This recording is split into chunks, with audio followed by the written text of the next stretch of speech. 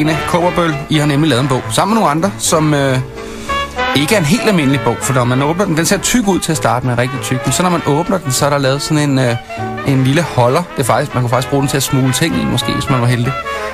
Hvor der så er lagt en lille afspiller ned. Jeg ved ikke, om man må sige. Er det en MP3-afspiller, er det det? Ja, det er det vel. Ja, det kan man også. Det må man godt kalde det. Det er det, der hedder en plug-and-read-bog. Ja.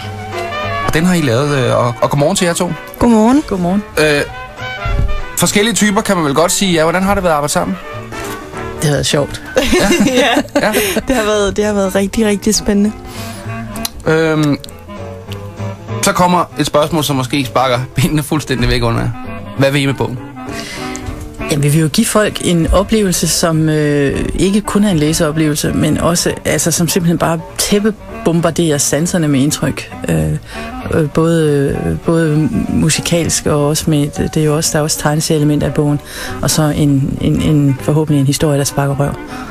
Okay. Hvordan får man det maksimale udbytte af den her bog? Jamen, kan man læse den ud af MP3-afspilleren for eksempel? Altså det kan man godt, men så får man ikke det maksimale udbytte. Altså det er virkelig, at man skal jo selv et eller andet sted blande elementerne. Der er ikke en lille klokke, der siger ding, når man skal vende siden. Men altså, jeg vil da stærkt anbefale, at man hører musikken, mens man læser og nyder billederne, fordi ellers så kunne man læse en hvilken som helst bog. Så det hører ikke, altså det hører ikke sammen på den, altså man kan ikke tage MP3-afspilleren og sætte den til i sin bil, for eksempel? Det kan du sagtens også. Så får du bare kun musikken? Ja. Eller kun? Det er måske så meget sagt. Ja, det er så meget sagt.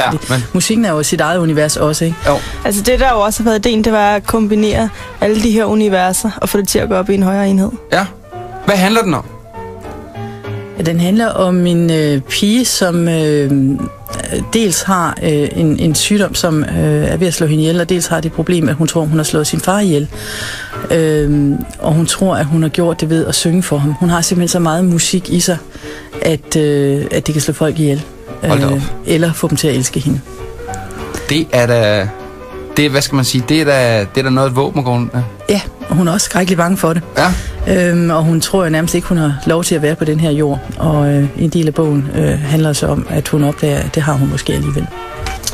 Det er meget spændende, og jeg må sige, at man bliver jo lidt snydt. Er det forkert at sige? At halvdelen af bogen er jo bare en parbæs. Nej, det er ikke. Der er der musik i den halvdel. Jo, selvfølgelig. Det er rigtigt nok. Men ikke desto mindre. Vi kunne ikke få afspilleren tyndere og beklager. Okay, men ikke desto mindre, så er det i hvert fald et interessant projekt, og det hedder Plug and Read.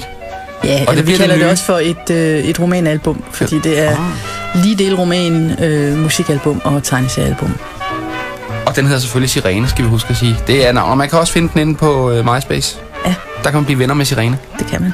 Jeg vil gerne sige tak til dig, Aura, og også til dig, Lene, fordi I kan stå tidligt op, eller fordi vi kunne tvinge jer tidligt op og komme herind. Ja. Og så vil jeg sige, klokken den er 7:04.